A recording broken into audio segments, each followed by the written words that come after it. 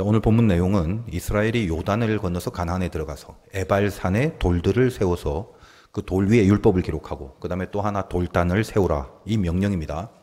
그래서 오늘 본문 내용의 중요한 문구가 네 가지라는 것을 주목하셔야 되는데, 자, 첫째는 요단을 건넌다라는 거, 둘째는 에발산에서라는 거, 셋째는 돌비, 즉 돌로 된 비석들을 세우라는 거, 넷째는 또 돌단을 하나 따로 세우라는 거.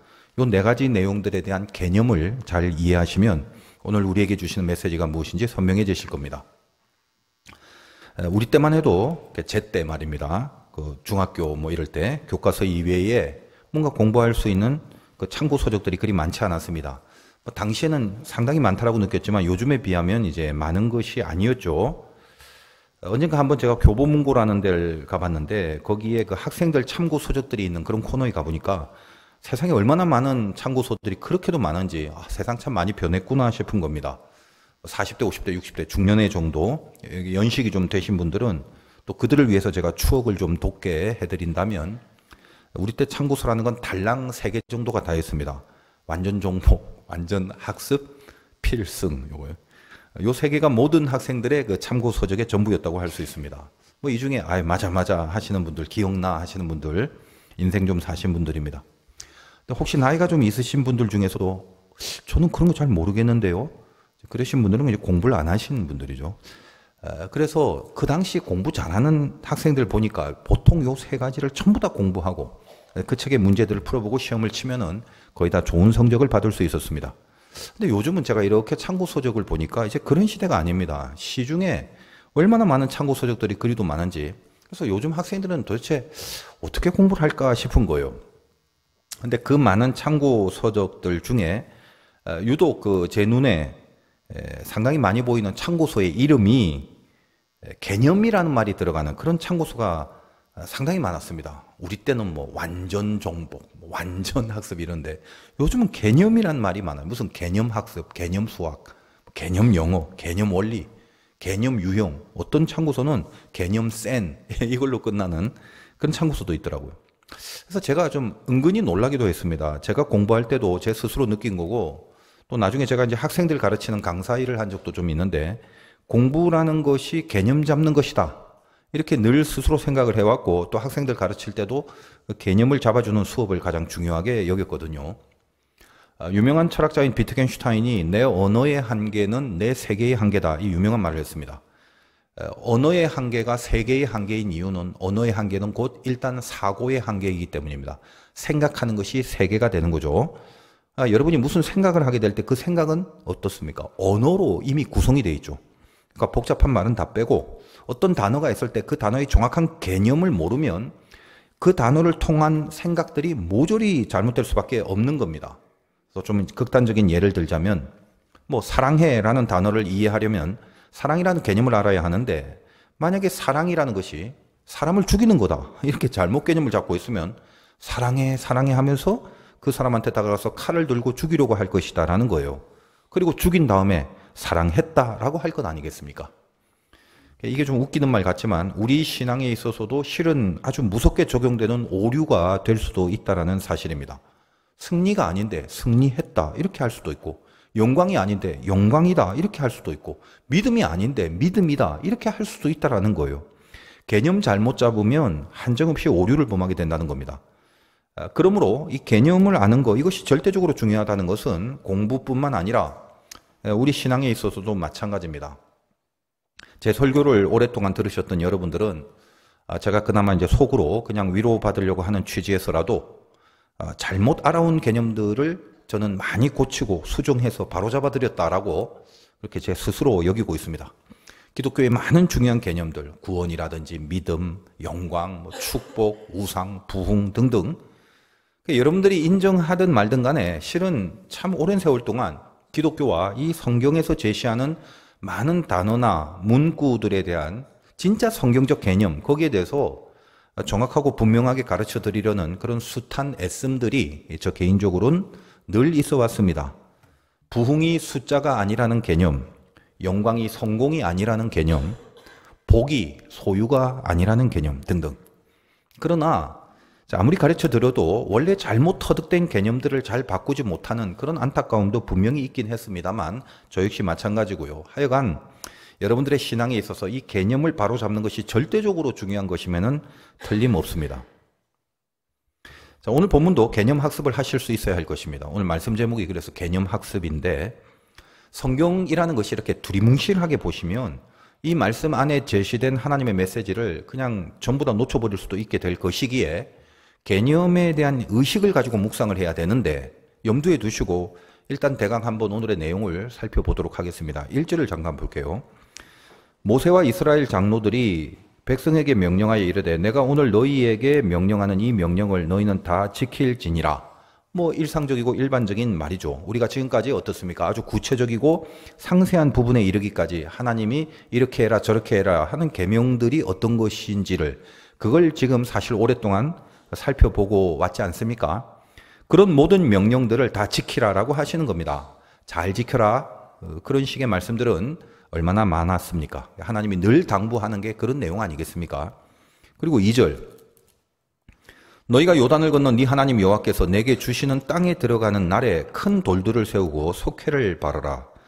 그러니까 요단을 건너 가나안에 들어가는 때에 그러니까 너희들이 이제 가나안으로 들어가게 될 건데 그러면 거기서 큰 돌들을 세워갖고 그 돌에다가 석회를 이렇게 바르라고 합니다. 3절 보겠습니다.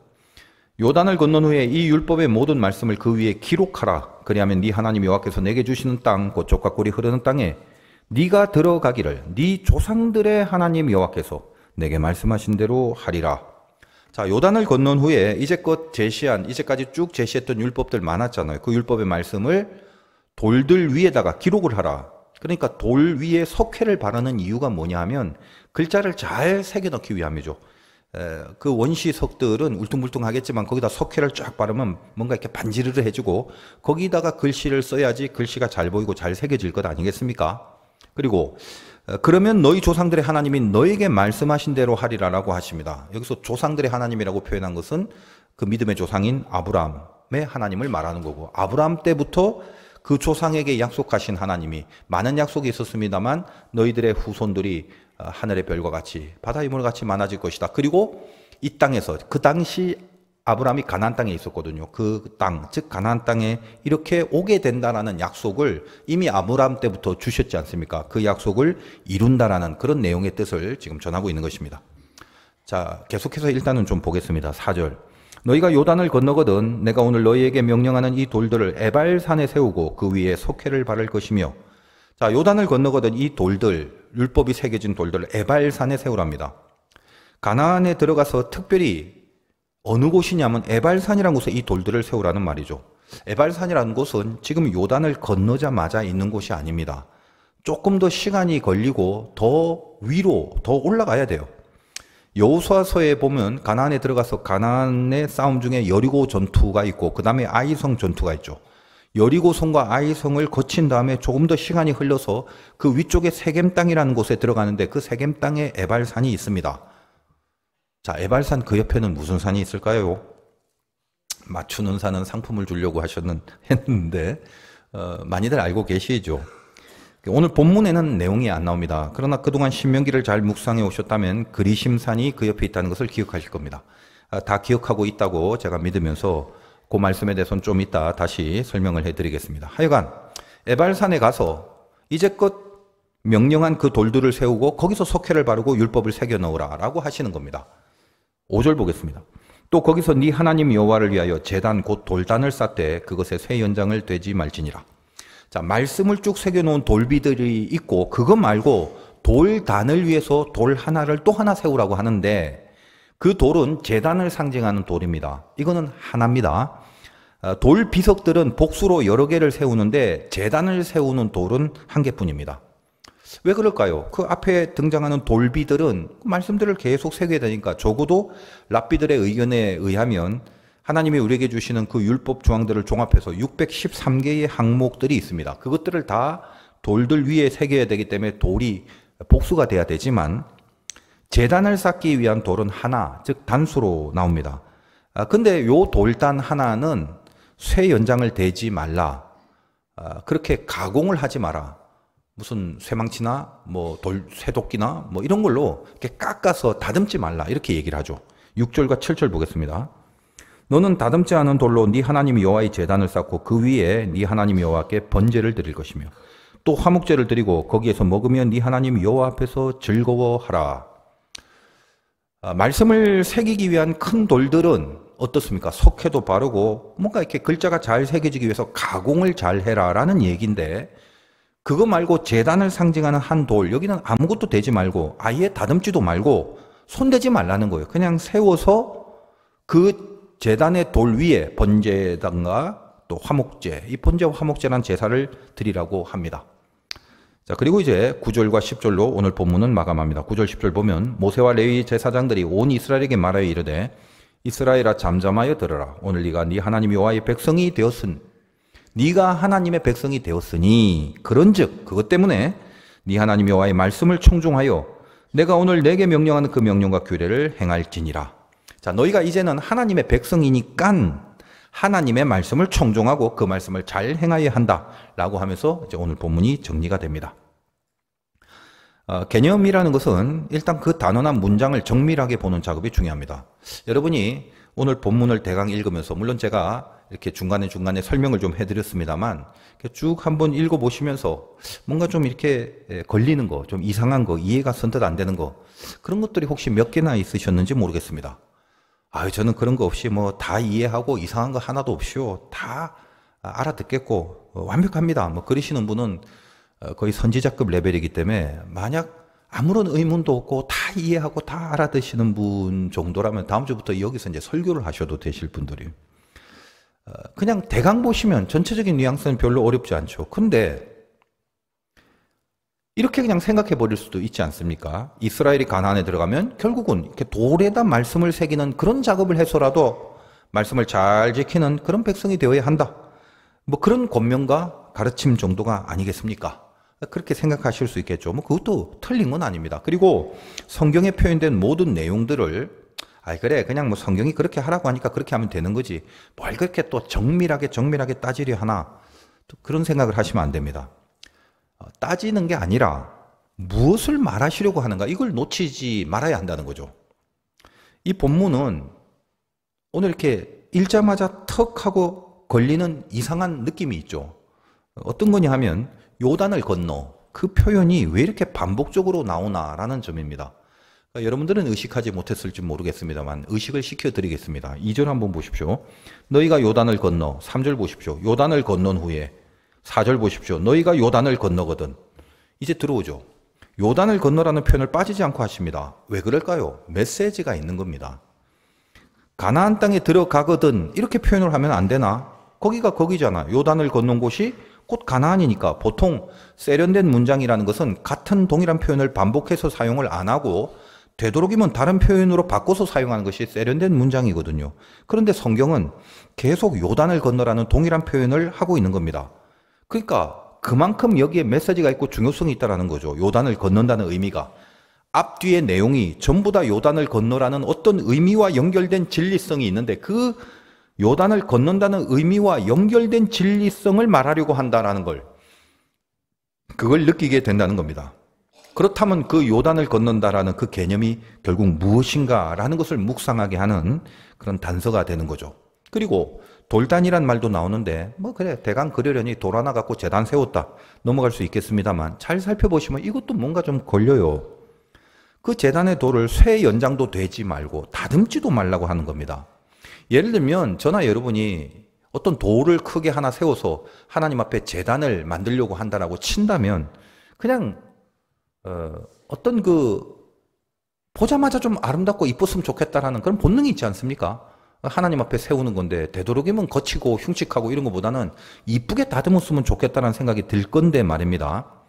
자연에 있는 원시적인 모양 그대로 세우는 거 그것보다는 이렇게 뭔가 쇠도끼나 쇠망치로 좀 두드리고 깎아서 훨씬 보기가 좋을 건데 그래서 성경에 이렇게 표현하는 문장들을 정밀하게 살펴보실 필요가 있다는 겁니다. 그 안에 개념이 들어가 있기 때문에 네, 그렇거든요. 그래서 개념 학습의 첫 단계가 되는 겁니다. 정밀하게 보라는 거예요.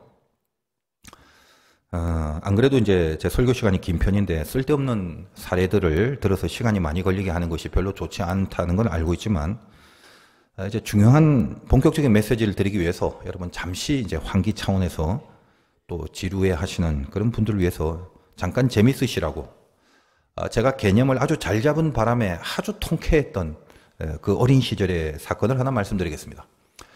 초등학교 1학년 때 사회시험이라는 걸 보는데, 그때는 왜 그렇게 그 초등학생들한테 시험을 많이 보게 했는지 모르겠어요. 1학년인지라 당시에는 1학년 들어가도 한글을 모르는 애들이 꽤 많았습니다. 글도 잘 모르는 아이들이 많기 때문에 선생님이 시험을 치면서 시험 문제를 직접 읽어주시고 한 문제 한 문제를 다 같이 풀어내려가는 그런 방법을 취했다라는 거예요. 근데 제가 참 이렇게 교만하다 보니까 그게 너무 지루한 거예요. 그 문제가 뭐냐? 사회 문제인데 그 시험지에 그림이 하나 나와요. 근데 그 그림이 마당의 그림인데, 그 마당에는 운물도 있고 뭐 장독대도 있고 화단도 있고 그게 있습니다. 일반적인 그 집의 마당을 그려놓고 시험 문제가 뭐냐면 그 그림을 보고 이 중에 있는 게 뭐냐 없는 게 뭐냐 그걸 고르는 문제다 이 말이에요. 제 생각에는 이게 무슨 시험인가? 아니 그림을 보고 그게 있으면 0표, 그게 없으면 X표 이렇게 칠하는 건데, 그래서 저 혼자 이런 게 뭐 시험이지 해서 한 번에 그냥 쭉 다 풀어버리고 의기양양해서 놀고 있는데, 담임 선생님이 이제 제 옆에 오더니 눈을 딱 흘기면서 무섭게 째려보는 거예요. 다 같이 이렇게 한 문제씩 선생님이 문제를 읽어주면 우리가 답을 줬고 그래야 되는데, 혼자서 뭐 잘났답시고 다 풀고 놀고 있으니까 그러니까 화가 나신 거죠. 근데 그것보다는 제가 어떻게든지 간에 하여간 그렇게 다 풀어버린 문제가 정답이 아니었기 때문이기도 했습니다. 선생님이 가지고 있는 막대기로 이제 제 시험지를 이렇게 딱딱 찍더니 이제 이게 답이냐 하는 식의 지적을 하는 거예요. 뭐가 이 문제였냐면 그림에서 수도가 있느냐라는 질문인데, 제가 볼 때 그 그림에 수도는 없었습니다. 근데 제가 어릴 때부터 뭔가 이렇게 그 마음이 아주 바다처럼 넓었나 봐요. 그림에 운물이 있거든요. 그래서 수도가 있느냐라는 질문은 결국 물이 있느냐라는 질문이라고 저는 아주 넓은 마음으로 받아들이고, 운물이 있으니까 어차피 물은 해결되겠군. 그래서 수도가 없음에도 동그라미를 친 거죠. 그런 식으로 문제를 풀어버리니까 뭐 답이 다 틀릴 수밖에 없는 겁니다. 그래서 그때 깨달은 바가 개념이 정확해야 한다. 그 각성이 생긴 거죠. 물론 그 당시에는 그 어린 나이에 개념이라는 개념이 없었지만 느낌상 그 깨달음은 개념의 정확성이라는 것에 대한 각성이었으면 틀림없습니다. 그래서 하여간 이 시험이라는 게 참 나쁜 거예요. 저의 그 어릴 때 그 넓은 마음을 인정받지 못하고 이후에 모든 시험에 대해서는 아주 속 좁은 생각을 하게 만들어 버렸던 겁니다. 좋은 말로는 이제, 나쁜 말로는 속 좁은 생각, 좋은 말로는 정밀하고 정확한 생각이라고 그렇게 표현을 하겠습니다. 어쨌든 그 교훈을 얻은 거죠. 시험을 본다는 거 이게 참 인격에 도움이 안 되는 것 같아요. 어쨌든 정답을 맞추려면 그 시험이 요구하는 딱 그것만 봐야 된다. 정밀하게 그것만 볼 수 있어야 된다. 그게 그 어릴 때 저희 깨달음입니다. 그래서 저에게는 아주 중요한 시험을 잘 칠 수 있는 팁이 계속적으로 그 뒤로 이렇게 되어준 거죠. 이후 3학년 때입니다. 초등학교. 그때 저희 담임 선생님의 성함은 이성인 선생님이에요. 저는 이상하게 초등학교 1학년 때부터 6학년까지 담임 선생님 이름을 다 알고 있어요. 이성인, 이름처럼 성인군자 같이 그렇게 우리를 잘 가르쳐 주십니다. 성인군자라는 의미가 뭐냐면 시험을 볼 때 시험 치기 전에 어떤 게 시험에 나올 걸 다 가르쳐 주세요. 이 선생님이. 근데 나중에 보니까 성인처럼 이렇게 가르쳐 주시기만 했지 시험 자체는 전혀 성인처럼 출제하지 않으셨어요. 요즘은 이제 국어라는 게 많이 변해갖고 뭐 철자법이나 뭐 소리 나는 대로 쓰기, 받아쓰기 뭐 그런 게 너무 많이 변해갖고 저도 잘 모르겠더라고요. 근데 그 선생님이 아주 중요한 거 가르쳐 준다고 하면서 이번 시험에 이거 분명히 나온다고 몇 번이나 강조를 하면서 가르쳐 준 어떤 내용이 있습니다.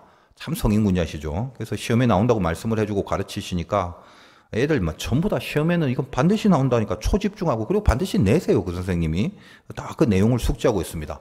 소리 나는 대로 쓰기 하는 그 국어 시험인데 흙이란 단어를 쓰고 그 흙이란 단어가 그 다음에 연결하여, 예를 들어 흙을 담아서 이런 문장이 있으면 흙을 담아서 라고 읽으면 안 되고, 이걸 소리 나는 대로 바르게 읽으려면 리을 기역이기 때문에 흙을 담아서 라고 읽어야 한다. 이렇게 가르쳐 주십니다. 그러니까 소리 나는 대로 쓰라 라는 시험이 나온다면 글자는 흙을 담아서 이지만 소리 나는 대로 적으시오 하면 헐, 글 담아서 리을을 밑에 써서 그렇게 적어야 하는 겁니다. 그게 시험에 나온다고 하고 가르쳐 주신 거예요. 그리고 정말 시험에 나왔습니다. 아이들이 다 안심하고 배운 대로 다 씁니다. 헐글이라고 했고 저도 당연히 배운 대로 헐글이라고 썼는데 제가 유심히 이 문제를 다시 보는데 정밀하게 봅니다. 흙을 소리 나는 대로 써라 해놓고 흙이라는 글자에 따옴표를 쳐놓은 거예요. 제가 터득한 개념이 있죠. 정밀하게 그것만 봐야 된다. 그 1학년 때 깨달은 거. 그 각성이 발동이 된 겁니다. 저도 참 신기해요. 그 옛날의 기억이 이렇게 생생하게 왜 나는지 모르겠어요. 그래서 엄청 갈등을 하다가 과감하게 아이들과 똑같이 흙글이라고 쓴 그 부분을 지우고 다시 씁니다. 시험은 흙에 따옴표를 친 거니까 그 흙이라는 글자 하나 그거를 소리 나는 대로 써라 라는 문제다라고 제가 파악을 한 거죠. 연결해서 어떤 소리를 내는가가 아니라 흙, 그 한 글자를 읽으라는 말이구나. 제가 그렇게 판단을 하고 과감하게 흙글이라고 안 하고 흙이라고 답을 썼고 반에서 저 혼자 정답을 맞춘 아주 통쾌한 추억이 있었습니다. 잘난 체해서 죄송합니다만 제가 아직도 기억에 생생하게 느껴진 그 통쾌함. 가만 보면 성인군자 선생님이 가르쳐 준 건 성인처럼 시험에 나온다고까지 하시면서 가르쳐 주시면서 실제로 문제는 일부러 그래서 더 틀리게 아주 교묘하게 말입니다. 그 성인군자가 아니라 아주 얍실한 그런 문제를 냈음에도 제가 절대 거기에 넘어가지 않았다는 이 통쾌함이 아주 컸던 거죠. 아주 기분 좋아 죽겠습니다.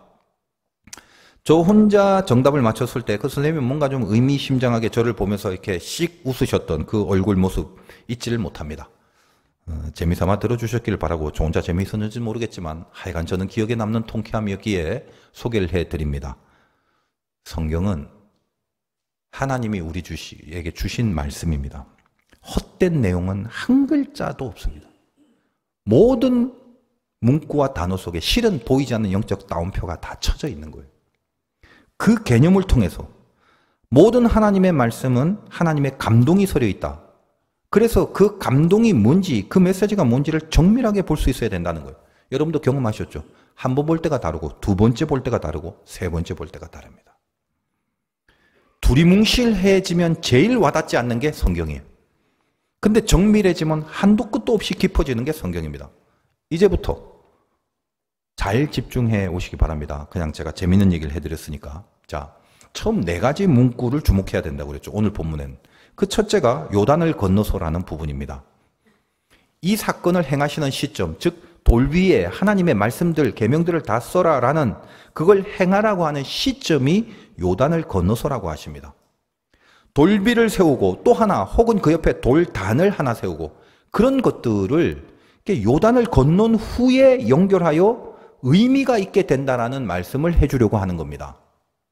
실제로 요단을 건넌 후에 한참 좀 지나서 아까 말씀드린 것처럼 세겜에 있는 에발산까지는 가서 행해라 라는 명령임에도 표현 자체를 처음부터 에발산이라고 안 하고 살펴본 바와처럼 늘 요단을 건너서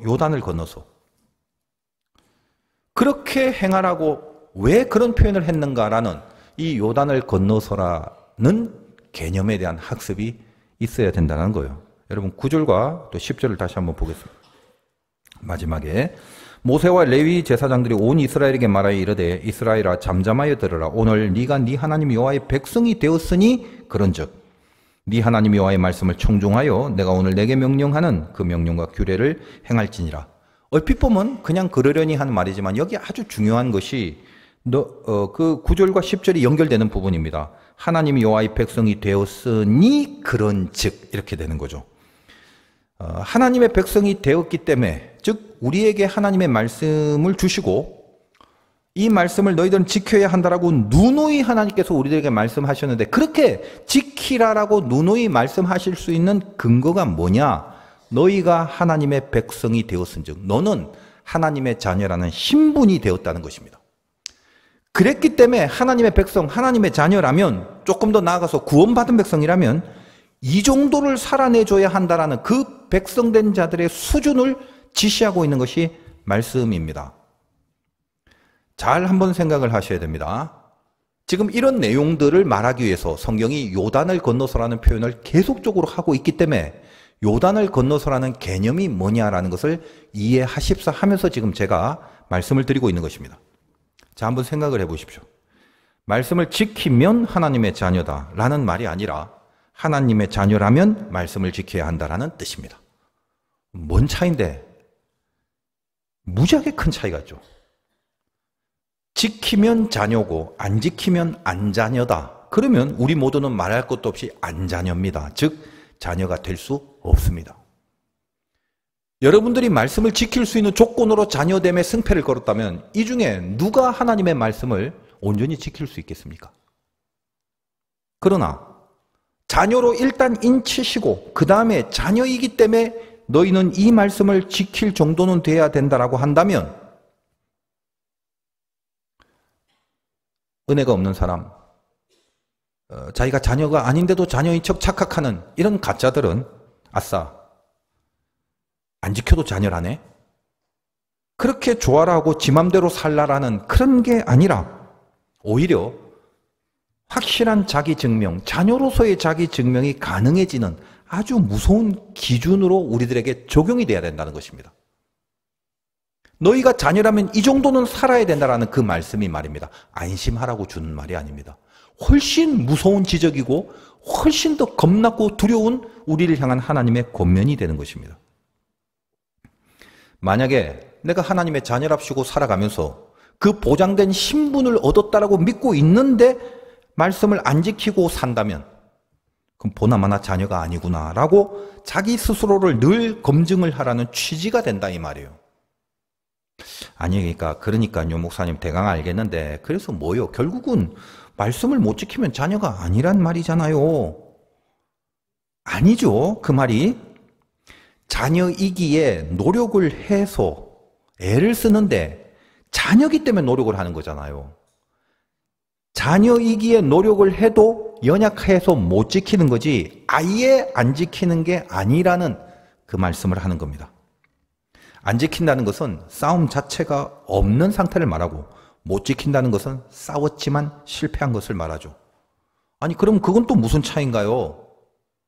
실패했지만 또 실천을 할 수 있는 인생을 산다는 것, 이것이 안 지키는 사람이 아니라 못 지키는 사람의 안타까움 속에서 발로된 결단입니다.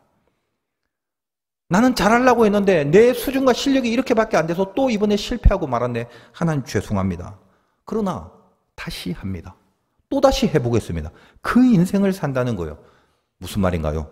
말씀을 100% 완벽하게 이루고 지킬 수는 없다 할지라도 그 말씀을 지키는 목표 자체를 절대로 포기하지 않는다는 말입니다. 여러분이 여러분 스스로를 하나님의 사람으로 살아내는 그 일에 절대 포기할 수 없는 존재가 되었음을 말하고 있는 거예요. 얼마든지 우리는 넘어질 수 있습니다. 안 넘어져야 되겠죠. 안 넘어지려고 이빨을 깨물면서 버티고 견디고 그래야 되겠죠. 그러나 우리의 그 연약함이란 건 얼핏 보면 또 넘어져 있고 스스로도 포기한 것 같이 그렇게 느껴지고 그런 상태와 그런 모습으로 보일 때도 분명히 있을 겁니다. 그러나 그걸로 끝나는 게 아니라는 거예요. 또 일어납니다. 또 일어나야만 한다는 그 당연한 목표와 당위성이, 그 영적 당위성이 언젠가 우리 안에서 다시금 우리 안에 올라오게 되는 힘으로 발휘가 되는 법입니다. 제가 지금 어떤 신앙에 대한 신학적 이론을 가르쳐 드리려는 게 아니라 이 마지막 주일에, 올해의 마지막 주일에 여러분에게 용기를 내시라는 말이에요. 필사적으로 다시 싸우시라는 그 말씀을 드리려는 것입니다. 바로 그 메시지를 위해서 요단을 건너서라는 문구를 반복적으로 사용하고 있다는 점을 이해하시기 바랍니다. 요단을 건넌다는 말이 왜 이렇게 많이 나오나? 그 개념 학습이 뭐냐? 이스라엘이 애굽을 떠나서 가나안으로 들어갈 때 2번의 물을 건너게 하십니다. 그냥 위쪽으로 육지를 따라 쭉 가면 열흘이면 되는데 아시다시피 40년 동안 밑으로부터 뺑뺑 돌려서 가나안으로 들여보내죠. 2번의 물을 건너게 됩니다. 그 과정 가운데 하나는 홍해고 하나는 요단입니다. 이런 부분에 대해서는 제가 여러 번 말씀드린 바 있습니다만 왜 삥삥 돌려서 홍해를 건너고 또 삥삥 돌려서 요단을 건너게 하시냐? 우리의 구원의 과정과 원리를 그 이스라엘 백성의 현실 역사 안에서 계시를 해주려고 하는 것입니다. 홍해라는 건 핵심이 은혜입니다. 요단이라는 것은 핵심이 의지입니다. 다시 본다면 홍해는 전적으로 하나님이 당신의 은혜로 말미암아 갈라주신 겁니다. 이스라엘이 그들이 갖고 있는 실력이나 조건 이런 걸로 바다가 갈라진 적이 없습니다. 홍해는 항상 하나님이 먼저 전적으로 하나님이 갈라주신 것입니다. 뭐죠? 구원이라는 것은 은혜로 시작된다라는 걸 가르쳐주기 위함이죠. 그 내용이 오늘 9절에 너희가 여호와의 백성이 되었으니라는 내용입니다. 9절 끝에 보십시오. 오늘 네가 네 하나님 여호와의 백성이 되었으니 이스라엘이 하나님의 백성이 되는데 그들이 뭐 잘한 거 하나도 없습니다. 홍해 바다를 하나님이 갈라주신 것뿐입니다. 즉 은혜에 대한 이야기를 한 것입니다. 너희들은 은혜로 하나님의 백성, 하나님의 자녀가 됐다. 그것이 홍해 바다를 하나님이 직접 갈라주심으로 상징화하고 계시된 거다라는 내용을 이야기하고 있는 거죠. 그리고 나서 그걸로 끝나는 게 아니라 그 다음에는 다시 둘러서 요단을 건너서 그 다음에 서쪽인 가나안으로 들어가게 만들지 않습니까? 요단은 뭐죠? 의지라고 했습니다. 요단도 물론 하나님이 갈라주셨지만 요단이 갈라질 때는 법궤를 맨 제사장들이 그 첫 발을 스스로 자기의 의지를 발동하여 그 물에 들여놓을 때 물이 갈라졌습니다. 무슨 말인가요? 은혜를 받고 나서 그 은혜 받은 자의 신분에 걸맞는 실력은 하나님의 말씀을 따르는 의지로서 증명할 수 있어야 하기 때문입니다. 그래서 오늘 본문에 누차 요단을 건넌 다음이라는 그 말을 계속적으로 하면서 그 요단을 건넌 다음에 말씀을 새긴 돌비를 세우라고 하시는 겁니다. 왜요? 너희가 지금 새겨진 이 말씀을 지킬 수 있는 실력은 요단을 건넌 후에 가능하다는 거죠. 좀 더 정확하게 말하자면 말씀을 지킬 수 있는 그 실력이 아니라 말씀을 지키겠다라는 것, 그 목표와 그 바람, 그 방향을 포기하지 않는 그런 분발과 애씀이 요단을 건넜기 때문에 이제 너희들을 운명적으로 그것이 가능해졌다라고 말하고 있는 것입니다. 오늘 설교도 집에 가서 3번, 4번 들으십시오. 그래야 근근히 이해를 하실 수 있을 것입니다. 그 말이 바로 10절입니다. 보십시오. 그런즉 너희들이 이미 하나님의 백성이 됐고 홍해를 갈라주신 하나님의 은혜로 하나님의 자녀가 되었으니 그것이 근거가 되어서 그런즉 네 하나님 여호와의 말씀을 청종하여 내가 오늘 내게 명령하는 명령과 규례를 행할지니라. 그러므로 너희들은 그 백성이 되었기 때문에 너희들에게 말씀을 비로소 내가 줄 수 있으며 그 말씀을 살 수 있는, 그 말씀대로 산다라는 완벽함이 아니라 그 말씀대로 살겠다라는 것을 절대로 포기하지 않을 운명으로 너희들은 가나안 땅에서 살아내야 한다라는 말씀을 간곡히 전하고 있는 것입니다. 이들에게, 그리고 지금 저와 여러분들에게 말입니다.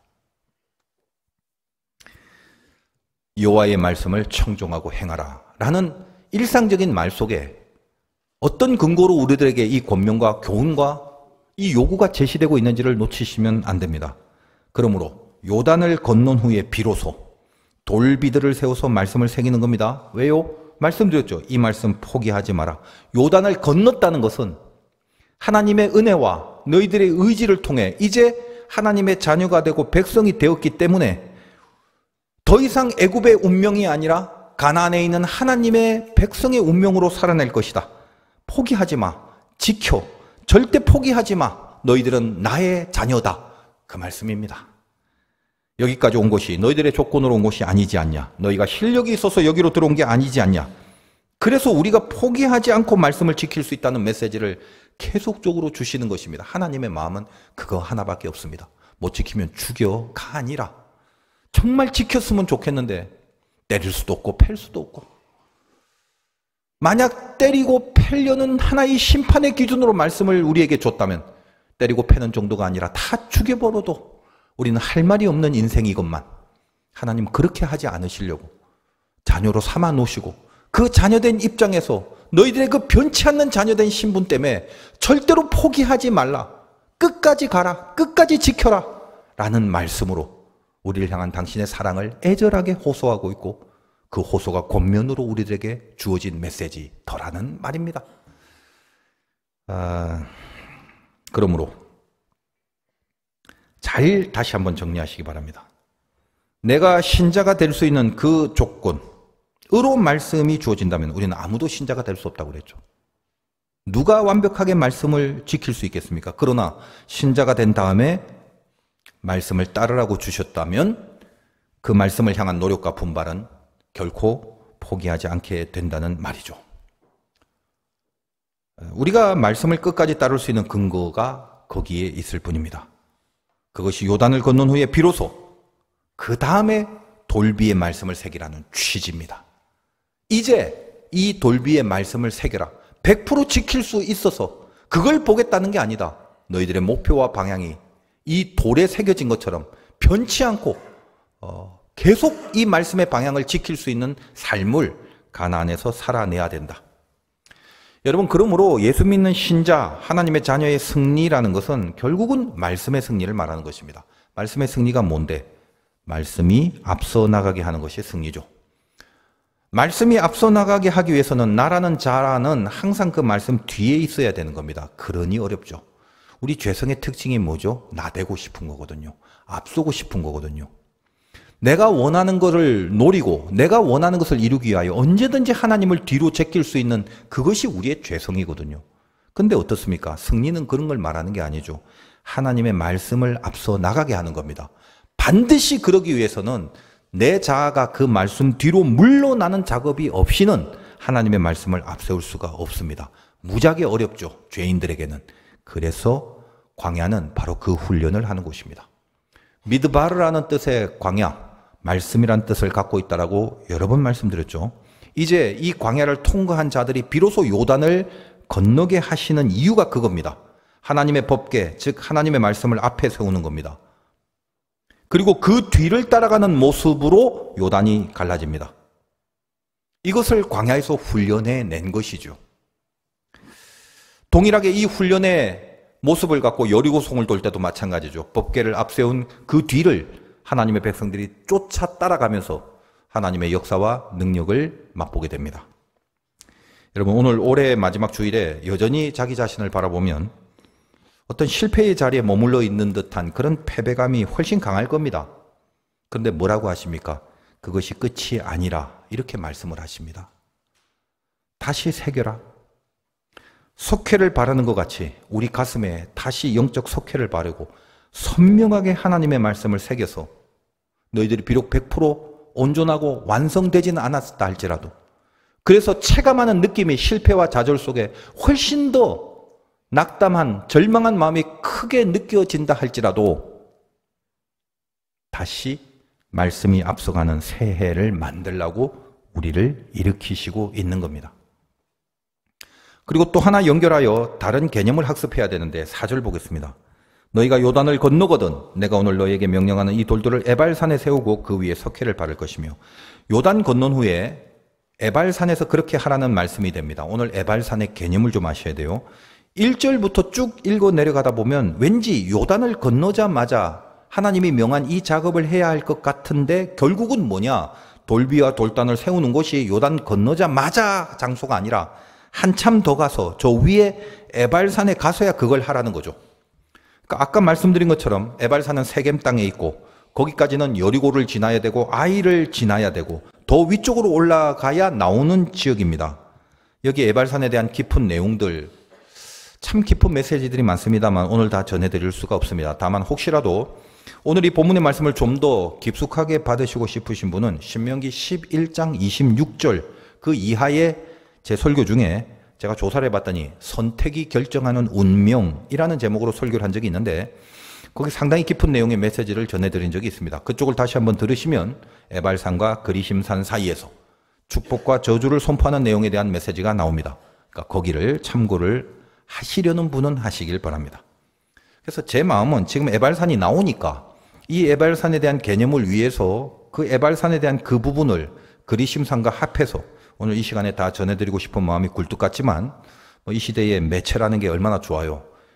유튜브, 매체, 쓸데없는 거 보지 마시고 그 매체의 유용함을 이렇게 잘 이용할 수 있는 것도 천국을 침노하고자 하는 이런 거룩한 욕심이 있는 자들에게는 또 더할 수 없는 은혜의 도구가 되어주고 있다는 사실을 그걸 감사하고 그쪽 설교를 참고하시는 그런 분들은 그 설교를 통해서 더 깊은 이해를 하시면서 오늘의 본문과 연결하여 주시면 될 것 같습니다. 그래서 신명기 11장에서는 아시다시피 그리심산에서 축복을 선포하고 에발산은 저주를 선포하거든요. 12지파가 6지파씩 다 양쪽으로 나뉘어져 갖고 그런 이야기들이 나오는데, 그렇다면 적어도 이 양자택일이라는 선택의 기로에서 당연히 축복의 산에 설 것을 요구하는 내용입니다만, 너희들의 선택에 따라 복이 되고 저주가 될 수도 있다라는 메시지를 주려고 그 사건이 이루어졌고, 그 퍼포먼스를 이스라엘 백성들에게 시켰다라고 말씀을 제가 예전에 드렸습니다. 그렇지만 뭐 이렇게 간단하게 말씀드릴 수 없는 내용이니까 반드시 그쪽 부분을 알고 싶으신 분은 참고하시기 바라면서, 오늘은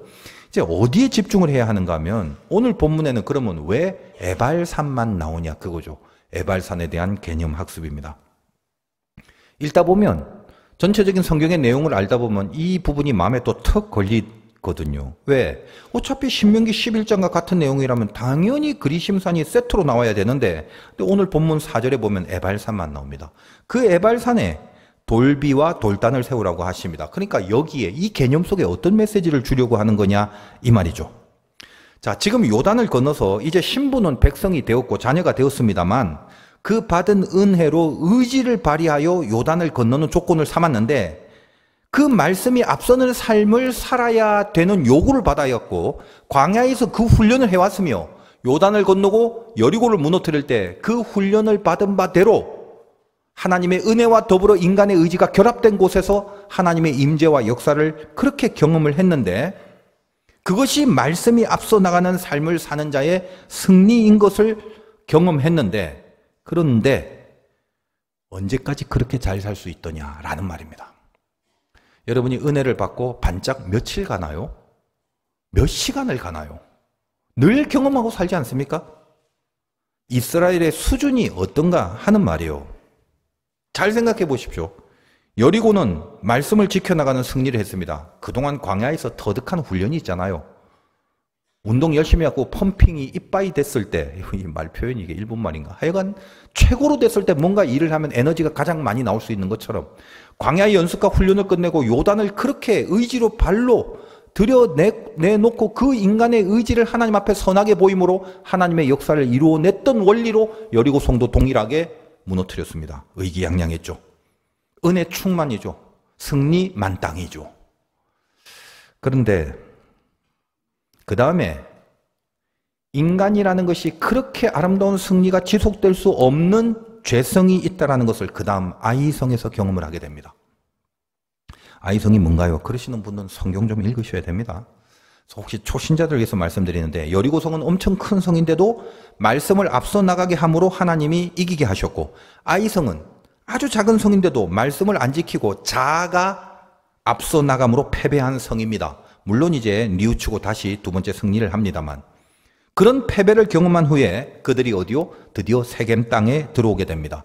아이성을 경험한 자들이 세겜 땅에 가는 거예요. 거기에 그리심산과 에발산이 있게 됩니다. 근데 오늘 본문은 에발산에, 그리심산은 그 축복을 선포하는 산은 언급도 안 하고 저주를 선포해야 되는 그 산에 이 돌비, 하나님의 말씀을 새겨놓은 비석을 거기에 세우라고 합니다. 다음 시간에 나오지만 에발산에 12가지 저주의 내용이 선포됩니다. 이러이러하면 저주받는다, 주의해라, 그 내용들이 나옵니다. 결국 잘못하면 벌받는다라는 메시지를 중심으로 기록을 하고 있다는 점이 중요합니다. 하나님의 백성이 돼서 이렇게 하지 말아라는 내용을 에발산의 그 율법 속에 이렇게 새기면서 그것을 낭독하고 거기에 아멘으로 화답하게 만드는 그런 퍼포먼스를 한다는 거예요. 다음 시간에 하겠습니다. 그거는 하나님의 백성이 되어서, 우리도 마찬가지입니다. 홍해라는 은혜를 받았어요. 나도 모르게 예수를 믿는 사람이 되어 있는 이런 축복을 저희들이 받았습니다. 그리고 그 은혜를 간직하고 살아가면서 영적 광야를 통과해내면서 인내하고 참아내고 연단되는 그런 인생의 그런 만들어지는 과정들도 있어 왔습니다. 그래서 결국 요단이라는 곳에서 자기의 의지, 말씀을 청종하고 순종하는 의지로 그 요단을 통과하여 들어온 바로 그 땅에서, 그 정도 됐으면 이제 좀 할만하고 할 법한데, 됨직한 인정을 받을 만한데, 너희는 여전히 실패할 수 있는 죄성을 가진 자로 살 것이다라는 그런 슬픈 전제가 깔려있는 곳, 거기가 에발산이라는 것입니다. 아이성을 통해서 경험한 거죠. 그리고 에발산, 그 저주의 산에서 하나님의 말씀들을 그 돌비에 석회를 바르고 선명하게 새겨 놓으라고 하시는 겁니다. 그러면 이제 이 안에 들어가 있는 개념이 뭔지를 마지막으로 여러분이 리얼하게 한번 생각해 보시기 바라요. 왜 하필 그리심산은 언급도 안 하고 저주를 선포해야 되는 그 에발산에서 그 하나님의 말씀을 선명하게 볼 수 있도록 큰 돌들을 석회까지 바르고 선명히 율법들을 거기 즉 에발산에서 새기게 하셨을까? 그저 막연히 이거 하나님 말씀이니까 앞으로 잘 지키라는 뜻에서 잘 보이고 기억 잘해라, 잘 지켜라 그렇게 하셨을까? 여러분 에발산의 개념이 뭔가요? 개념 학습. 이스라엘이 지금 어디서 에발산에 왔다고 했습니까? 아이성의 패배를 경험하고 충격을 받고 있는 입장이죠. 물론 그 다음에 두 번째 다시 이기긴 했지만 여리고성 이후에 이 작은 아이성에 대한 패배와 더군다나 아간이라는 한 범죄, 그 이스라엘 백성 가운데 아간의 범죄를 추적해내기 위하여 이스라엘 백성을 다 뒤집었지 않습니까? 우리가 지금 어떻게 여기까지 온 백성인데 하나님의 자녀라고 인치심을 받은 자들인데 어떻게 아간과 같은 범죄가 나올 수 있을까 하면서 스스로들 놀라고 있었을 것이다 이 말이에요. 이럴 수가 그거죠. 그 충격이 가시지 않고 있습니다. 여러분 우리는 그런 적 없나요? 그토록 열심을 내고 교회 안 빠지고 그렇게 열심히 다니는 그런 사람들이 어느 날 보면 이럴 수가. 그런 적이 어디 한두 건입니까? 제가 목회하면서 교인들 보면서 가장 많이 토로되는 심정이 그거예요. 이럴 수가. 우리 화도교회 성도님 말고요. 그런 이스라엘이 그리심산이 아니라 에발산에서 그 저주의 선포를 하는 산에서 지금 이 율법들을 새겨놓고 있다는 겁니다. 그렇다면 이럴 수가 밖에 할 수 없는 그들의 수준에서 그 저주의 산에서 하나님의 율법들을 계속적으로 쳐다봤을 때 그들의 마음이 어떠했을까요? 자, 잘해보자. 야, 돌들이 석회 바르니까 번질번질한 게 때깔 좋네. 멋있다, 야.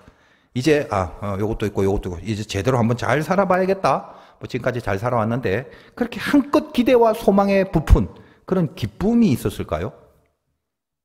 아니겠죠. 두려움이죠. 절망이죠. 그 율법들을 보면서 저렇게 살아야 돼? 근데 내가 살아왔던 게 있잖아. 이스라엘이 운명적으로 경험한 그 실패의 경험들이 있잖아. 자기 수준을 자기가 잘 알고 있는 경지에서 그 말씀을 볼 때 왠지 안 될 것 같다라는 자괴감이 엄습했을 것이 틀림없습니다. 그걸 느끼라고 에발산에서 하나님은 명하십니다. 하나님의 말씀을 새긴 돌을 에발산 여기 세워라. 그렇다면 율법들이 새겨지면 새겨질수록 저렇게 살지 못하는 자신들의 한계 앞에서 어쩌면 망연자실한 마음으로 울고 있었을지도 모릅니다. 거기가 에발산의 개념입니다. 저와 여러분 어떤가요? 올 한 해 이제 다 보내고 우리가 말씀을 듣고 있는 여러분의 이 자리, 그 자리, 지금 삶의 정황 그야말로 에발산 같은 곳이 아니겠습니까? 자신 있으세요? 그럼 이제 어떻게 해야 될까? 즐거워해야 될 이유가 있겠습니까? 본문 5절에서 7절 보겠습니다. 또 거기서 네 하나님 여호와를 위하여 제단 곧 돌단을 쌓되 그것에 쇠 연장을 대지 말지니라.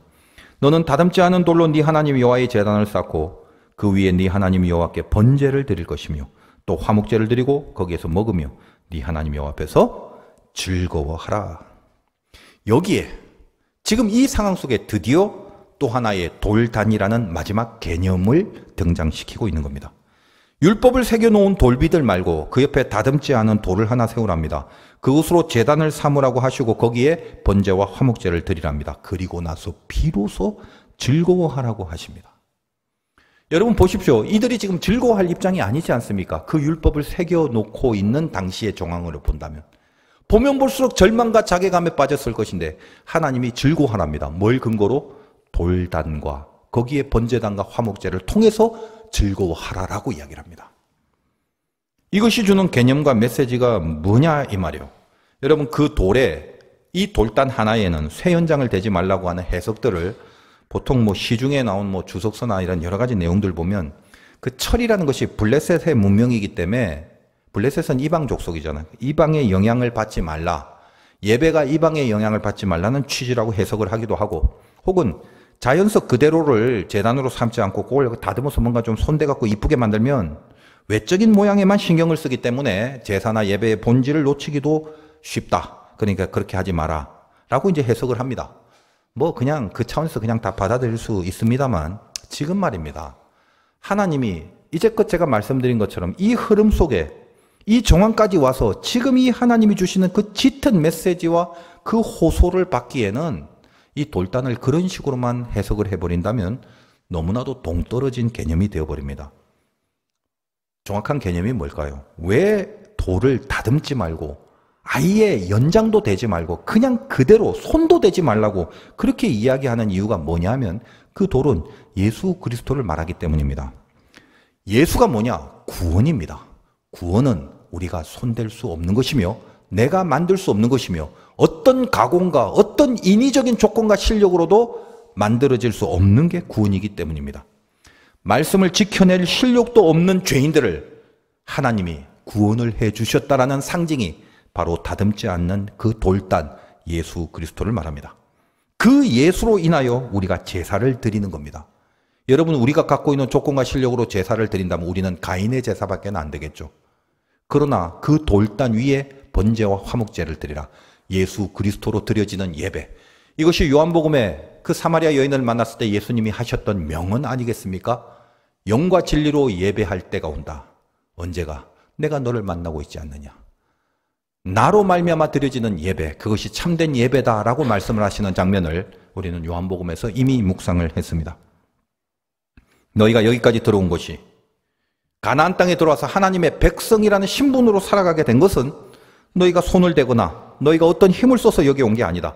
너희의 구원은 절대로 너희의 손으로, 너희의 실력으로 이루어낸 사건이 아니다라는 것을 메시지로 주는 겁니다. 그것이 다듬지 않은 돌에 대한 궁극의 개념이 됩니다. 그렇다면 말씀을 새겨놓은 돌비들과 그 옆에 따로 있는 손대지 않는 하나의 돌 사이에 어떤 관계가 있을까요? 이 예수가 없다면 그 옆에 쓰여진 율법들은 우리에게 아무런 의미가 없게 됩니다. 그 계명들이 있으면 있을수록 그거에 따라가지 못하는 우리의 죄는 더 깊어질 것이고, 그 계명의 내용이 많으면 많을수록 그것을 어기는 우리들의 죄들은 더 많이 자행될 것뿐이기 때문입니다. 그런데 그 돌비들 옆에 다듬지 않은 돌, 즉 예수 그리스도가 세워집니다. 우리의 실력과 그 말씀을 따르지 못하는 그런 우리의 조건, 그것과 전혀 상관없이 우리의 손을 대지 않는, 우리의 조건과 실력과 아무런 상관도 없이 그렇게 홀로 손대지 않는 돌, 예수 그리스도가, 즉 구원이 지금 내 옆에 있다라는 말씀을 하시는 거죠. 그 구원으로 인하여 하나님의 자녀가 된 우리들이기 때문에 이제 비로소 돌비에 새겨진 말씀들은 하나하나 그것을 지킴으로 자녀가 되는 조건으로서의 말씀이 아니라 이미 그 구원을 받았던 사람으로서 그렇기 때문에 반드시 가야 될 목적이요 방향이며 가치며 인생과 목숨을 다해서라도 지켜가야 되는, 그리고 그 지켜갈 것을 포기하지 않는 하나의 기준으로 늘 그 돌비의 율법들을 바라보고 향해 가야 하고 애를 써야 될 그런 우리들의 가치와 의미가 된다라는 말씀을 하시는 겁니다. 어려운 얘기인지는 모르겠지만 여러분 마음속에 은혜로 다가와 주시길 바랍니다. 왜 그렇게 어렵게 혹은 깊게 말해야 되냐면, 결국 여러분은 말씀 앞에 포기하지 않는 인생을 살 수밖에 없는 운명임을 받아들이시고 동의하시라 이거예요. 이 간곡한 하나님의 호소를 반의 반이라도 좀 느꼈으면 좋겠는데 말입니다. 신자의 길을 가는 곳에 포기하지 않을 수 있는 여러분의 마음과 결단과 각오와 그 운명 자체가 바로 그 다듬지 않는 돌이 있기 때문에 가능하다라는 것을 말씀하고 있는 것입니다. 그래서 거기서 예배를 드리고 에발산의 저주가 말씀을 지킬지 못할 것 같은 두려움 속에 떨고 있는 우리들과 같은 백성들이지만 거기에 다듬지 않는 돌을 세움으로 거기서 예배를 드리고 바로 그 돌 때문에 그 소망으로 다시 살아내고 다시 그 목적과 방향을 포기하지 않을 각오와 결단, 그것 때문에 생겨지는 영적 즐거움이 저들을 향하신 하나님의 심정이 돼서 우리에게 비로소 즐거워하라라고 말씀하시고 있는 것입니다. 창세기 12장에 보면 아브라함이 세겜 땅, 바로 여기서 첫 제단을 쌓았습니다. 하나님 거기서 아브라함에게 이 땅을 네 자손에게 주리라고 하셨습니다. 즉 저들이 여기 세겜 땅에 와서 비로소 돌비와 돌단을 세운 것은 저들의 조건과 자격으로 이루어진 그런 구원이 아니라 이미 약속의 하나님이 여기로 끌어오신 거다라는 것을 상기시켜주는 사건이 되기도 합니다. 예수 그리스도로 인하여 우리에게 주어진 구원의 약속이 있습니다. 그 은혜로 우리가 여기까지 온 것을 결코 잊으시면 안 되는 거죠. 이제 마지막으로 저와 여러분이 하나님을 믿으면서 정말 믿는다면 가장 분명히 해야 될 것은 바로 이제껏 이렇게 말씀드린 이 구원의 깊은 심정, 이 구원의 깊은 은혜 앞에서 우리는 우리의 모든 것들을 운명적으로 항복해야 하는 것뿐입니다. 항복이 뭡니까? 손을 드는 거예요. 내 손으로 더 이상 할 수 있는 게 없다는 겁니다. 하나님 앞에 항복을 한 겁니다. 뭔데 그게?